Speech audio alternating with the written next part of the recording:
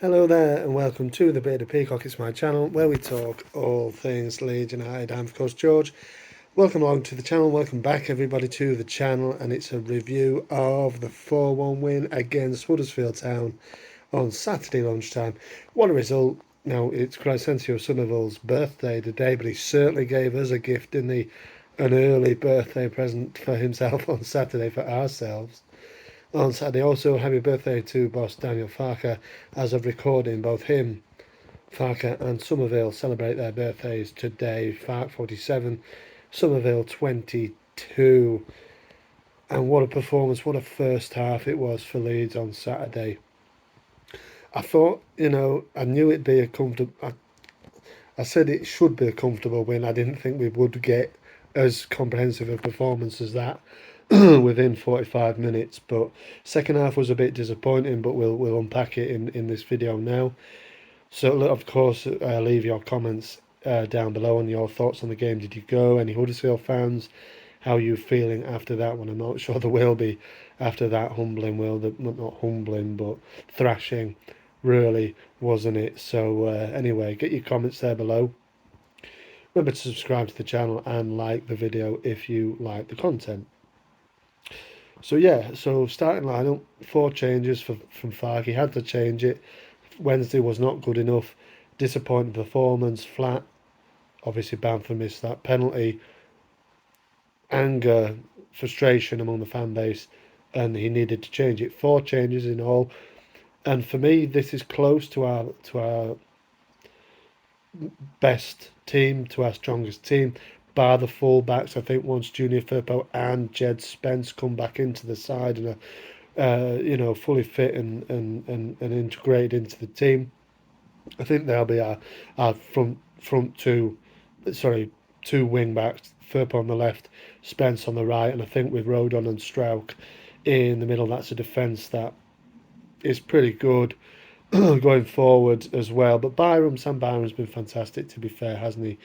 In the games he's played, and he had a good performance on Saturday. So and straight from the early doors in this match, we were composed, we were better on the ball than at Stoke, we were imposing ourselves more on Huddersfield than we did at Stoke, and you'd expect that being at Elland Road, and wanted to prove a point back after that Stoke defeat. Huddersfield really, really poor, aren't they? Really poor. Um, and there's a lot of fans now calling maybe for Darren Moore's head after that one. I don't think they will get their wish just yet, but 8 goals conceded in 2 games, 1 scored. It's not good enough, is it? But I fully expected us to dismantle them, not in the way that we did it as quickly as we did, but we did it. You know what I mean? It was fantastic to watch it. I thought early doors actually we struggled a little bit with the pace of like Bergzorg, who I was impressed with. Just Huddersfield were really poor, but I thought Bergzorg given a bit more. Say for example, in our team on the day, I think he would have probably got a goal. Maybe he was good. He was quick. He was pacey. You know, he caused our defenders problems at times. Like I think Shackleton initially struggled with his pace, um, but he grew into the game, did Shack, and he did all right eventually on the right back position. Obviously, as we know, Ayling is just not good enough anymore. Obviously, we're waiting for Spence to get back, so Shack does a job there. He's not fantastic, he's not bad, he just does the job. So the first goal comes 20 minutes in. We've already had the ball in the net, but Perot's offside. And I think we should have had a penalty probably as well. See, it came off Tom Lees, didn't it? And the ref's obviously seen it because he's given a corner, but if he's seen it, it comes off his hand. For me, that should have been a penalty. And anyway, didn't matter a jot, did it in the end? The first goal was lovely, comes on 20 minutes. And this is where Jorginho was full of confidence and obviously way, way better than the level that he's playing at currently. He sees this pass. I think a lot of other players would just boot it clear. It's like we're under pressure a little bit. I think it came from a throw-in. We're putting ourselves under a little bit of pressure, and Georgie wins the ball, I think, and a lot of players, I think, would probably just boot it, clear it, get it out of the danger zone. But he's seen Cree running, and he knows he's quick, so he's just played the ball into a nice area where Crysensio Somerville can run in. He's got space. The space opens up for him. He squares it on the edge of the box to Dan James, and Dan James unleashes a fantastic finish into the bottom corner. It's 1-0 after 20 minutes. Number 20 on 20 minutes. His second of the season. He would go on, of course, to get his third. And then second goal, not too long after that. Perot, isn't it? Passes it off to Somerville in the area. He's a little bit lucky with this one. Sort of stands up Sorba Thomas and then just like finds a gap, kicks it in there, but it goes through 3 or 4 Huddersfield bodies and keeper's unsighted, goes in the corner. Then you can kind of feel it leads a cooking, and it's going to be a fun show, and it was in the end. And not long after that, we get our third again. It's a lovely ball from Somerville to Dan James, who he just blasts it in, doesn't he? Opposite corner to his first one, 3-0. His third of the season. And Dan James, let me know your thoughts on him down there in the bottom there. He's, for me, like I said, probably starts on current form. And I think when the season started, I think Nonto was our sort of go-to man on the right. Maybe you thought the front would be Somerville, Perot, Nonto, and Jorginho Rutter. But I think Dan James has stated his claim in the starting lineup now. He offers quite a lot. His finishing has improved.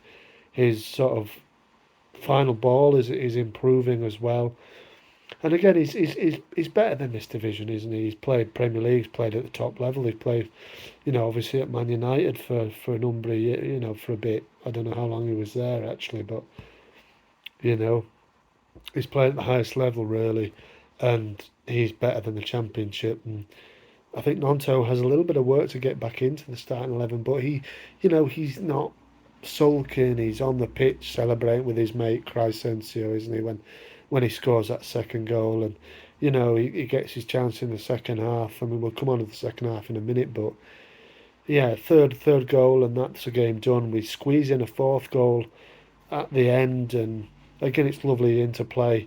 First by Kamara, then birthday boy Kamara, I think, had an excellent game. I'll run through who I just thought had a great game once I've just sort of finished with the timeline of the match. But lovely bit of play by Byram, flick to Jorginho, who's got the pace, and that right back Edwards was absolutely smoked every single time. I think I even could probably beat him for pace down that side. He was really poor. I've seen better pub team players and Sunday League players.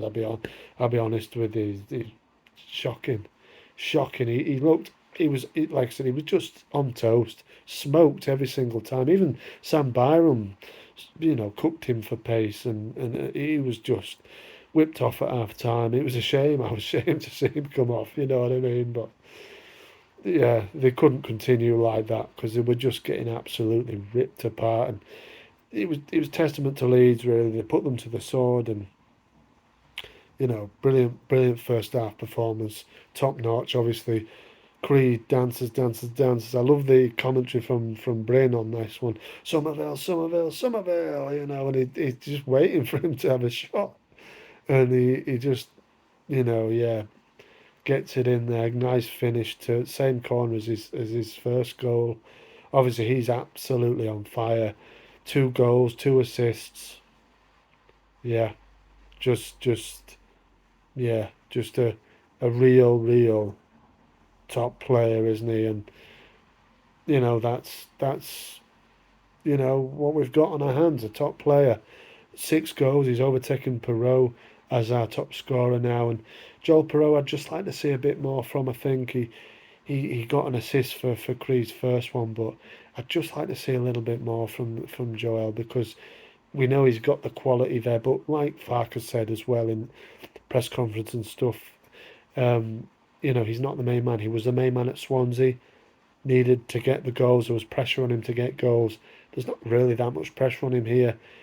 they're sharing it about. He's got five, Cree's got six, James has got what, three, Georgie's got what, two or three.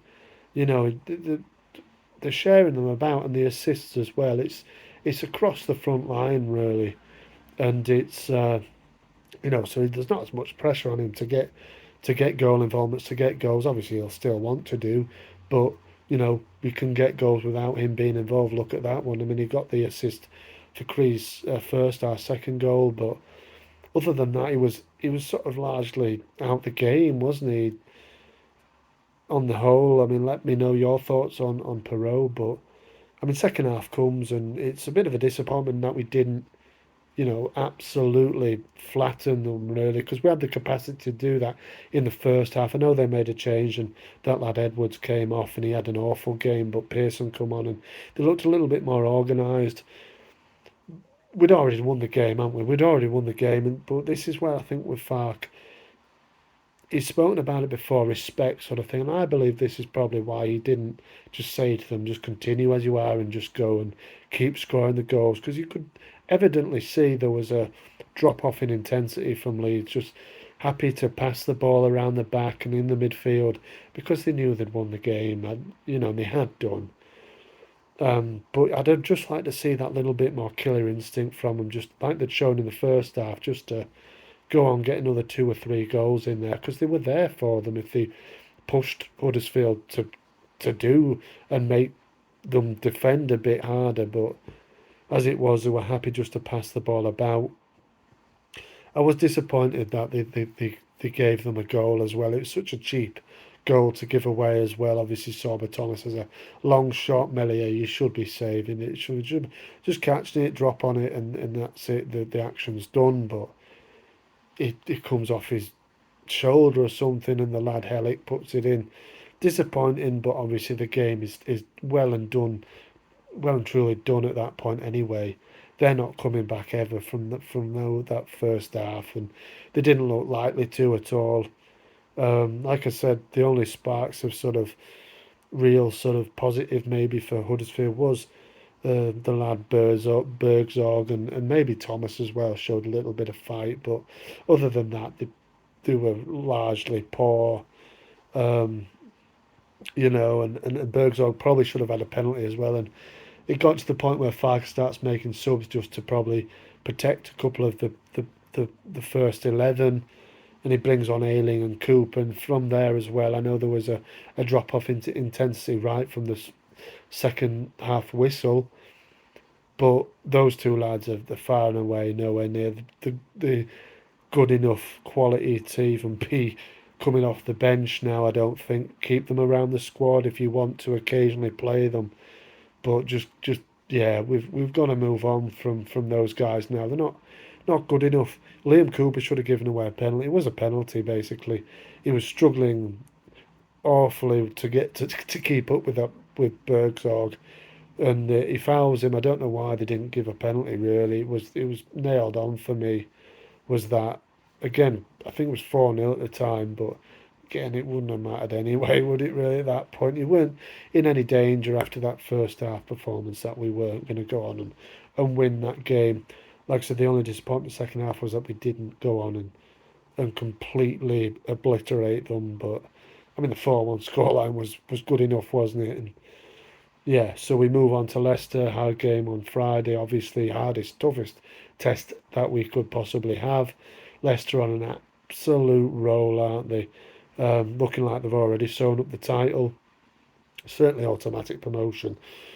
Promotion looks like it's done already, doesn't it? And I'm sure the title is probably theirs as well. But look, they have to lose at some point to Leicester. We're going away to the King Power. You never know, dear. That that win there will have certainly done them a hell of a lot of good. Leeds after coming off that Stoke defeat, so fantastic. Couldn't be happier with that result. That performance, like I said before, me being from Huddersfield, bragging rights are a little bit more prominent, for me really. So I enjoyed that one. Hopefully we can go and continue it at Leicester. Let me know how you're feeling about that game. How how you're feeling about the win on Saturday, and everything in between. Thanks very much for watching. Marching on together. I'll see you on the next one.